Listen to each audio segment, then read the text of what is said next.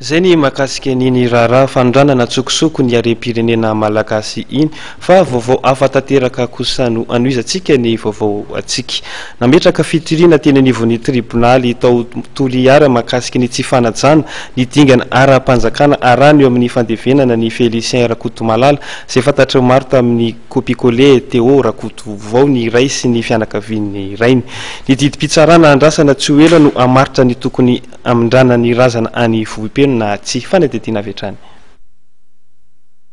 Nametraka fitoriana teo anivon'ny tribonaly ao Toliara momba ny tsy fanajana ny dingana ara-panjakana rano eo amin'ny fandevenana amin'ny Félicien Rakotomalala, kopikole Théo Rakotovao ny ray sy ny fianakavian-drainy. Tamin'ny valan-dresaka ho an'ny mpampalala vaovao androany dia nanamafy ny fianakavian-drainy kopikole Théo Rakotovao fa tsy nampahafantarina akory ny fanatanterahana amin'ny fandevenana ny razana tao Toliara izy ireo raha tsy tamin'ny ora farany. Efa nisy anefa raha ny fanazavana ny fandaharam-potoana ny fanarahana tany Ampendohana ny amin'ny tokony handevenana ny razana ny Vohipeno, toerana ny eviny ny rain'ny Félicien. Rehefa nitazomy zareo tany Toliara ny razana dia hoe nisy resaka nandeha tsy vita fomba tsy zanaky ray ny Félicien sy ny razany dia nanontany azy ray zay zany hoe marina ve zany dia andaotsika ozindray dia resaka ny amin'ny olon-dehibe nangala soja be ny olona masokoro tao Toliara zahay mitondra ny tenina fianakavian-dray tany amin'ny fianakavian'ireo olomben'ireo renin'ireo koa zany hoe raha adikiko amin'ny teny baiko angambany hoe nanao démarche traditionnelle zany zahay nanatsa ny fomban'ny olona ny fomba zareo zany najaina tonga tany amin'ny olon-dehibe dia nafanazava nanontany hoe ino zany fomba tsy vita zany satria misy fomba zany amin'ny masokoro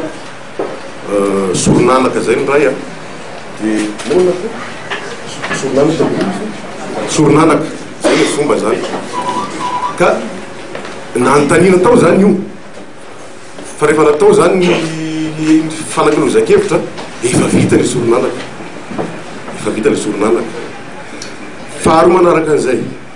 marié légitime mamany Félicien sy papa Félicien vita mariage ara-dalàna ara-panjakana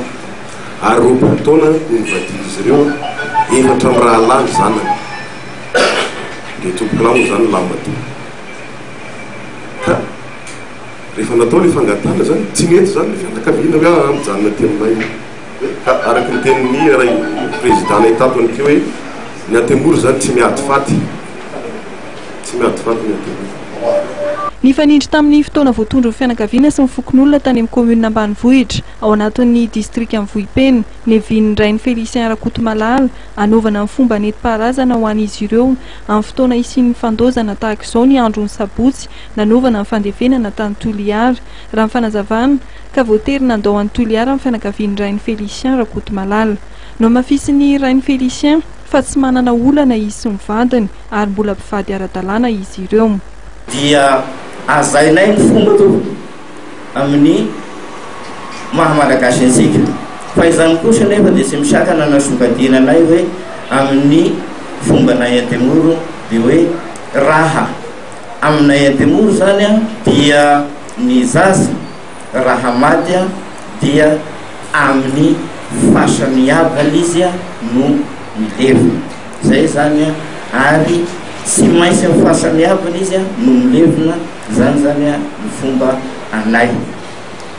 raha ohatra ka zanaka lehilahy izy fa raha zanaka ny vehivavy indray izy dia tsy maintsy any amin'ny fasany rainy ihany koa izy na inona vadiny zanaka vehivavy.